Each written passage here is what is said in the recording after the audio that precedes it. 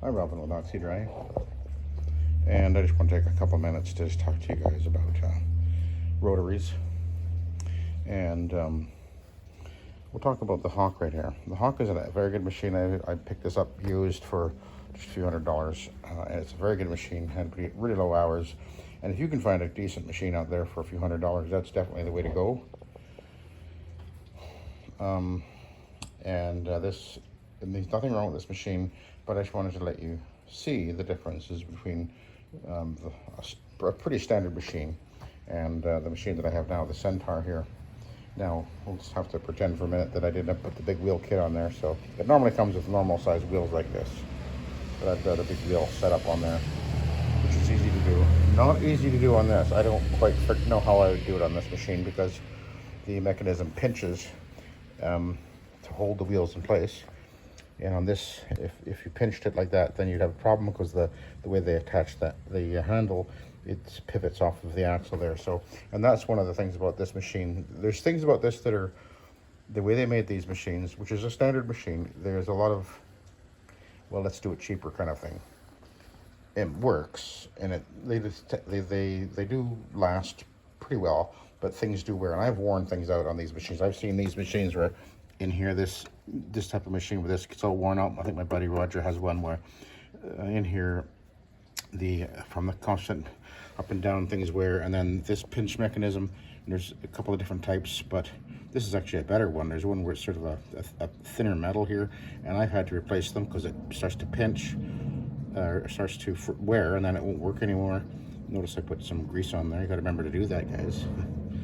I put some synthetic grease there, and then he's got one where, because of the way it was working, it pinched so hard, it crushed the tube that's in here a little bit, and he'd been having trouble with it going up and down, and that machine's almost done for, I guess, because of that. And then this has to be constantly adjusted.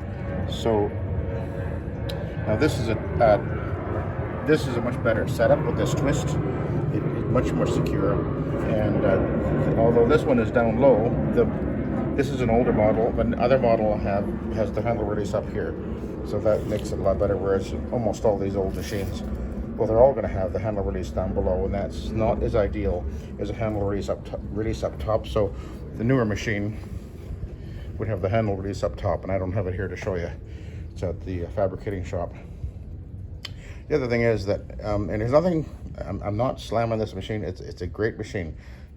But there's a difference in the value that you're getting in a machine like this compared to this. That's what I wanted to point out. Now the bell housing around here, it's a really thin metal, and eventually they will rust. I've had these type of machines in the past. I had an NSS years ago, and it just started to rust on me. I pulled the bell housing off, got it sandblasted and powder coated. And I hate rust. Pardon me. And just the way the thing is designed, the way that the handle goes in here, this works, but again, this is a wear point. These are all just ways they put these machines together that is just doesn't quite have the quality, and it really doesn't. I mean, they're okay. You can, like I say, you can buy them used pretty cheap. New, these are probably at least $1,500 or maybe more. Hello, Jesse James. Whereas this machine here, that's solid cast aluminum. You can see the way that the handle goes down in here. It's held in with these pins. The handle comes off very easily, so you can put it into a trunk.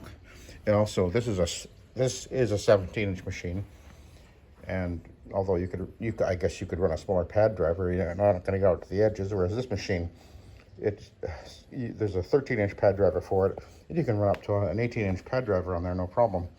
It's also, they're both 2-speeds, so they have that going for them. But you can get these as a single speed, and you'd pay less money for it, obviously. Usually. Well, new anyway. No, kind of ignore, this is just standard US products tank that's on here. I just put it on. I had to replace the tank that was on here. I sold it with my machine I sold to Roger the other day. So I had this other tank sitting in the back that had a split in the back. And that's one thing that happens to, by the way, that'll happen to most of these types of tanks where you put it on with these U-bolts, I guess. The pressure on the back of the tank eventually will inevitably start a split. Now, just I just welded it with a soldering iron and put some glue on there and a bit of a rubbery gasket to keep it in place. It's right at the back there, so that'll be fine.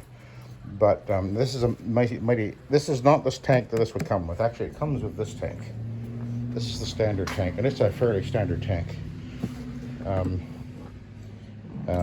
That's the tank that comes with the Centaur, although they do have a lid on it and a dumping thing on the back too. So, but the way the machine is put together, it definitely, you can tell the quality of it.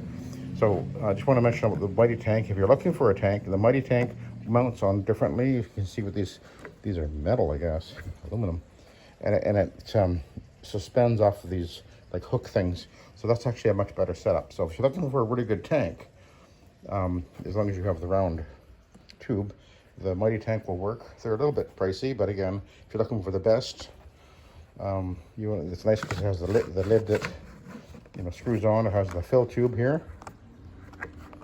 Fill tube. Oh.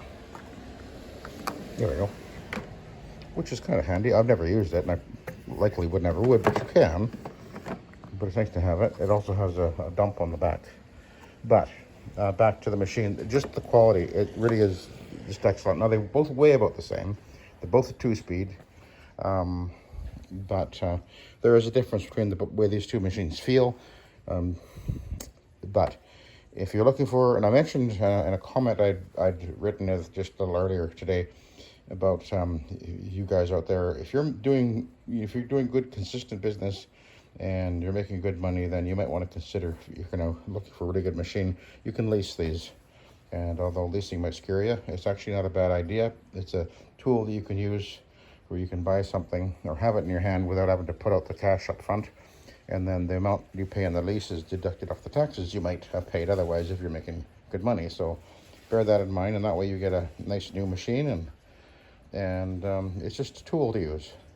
So anyway, I just thought I'd point out a couple things about these two different machines. Both of them are great. If you can buy one of these for, well, new, I don't know what they are.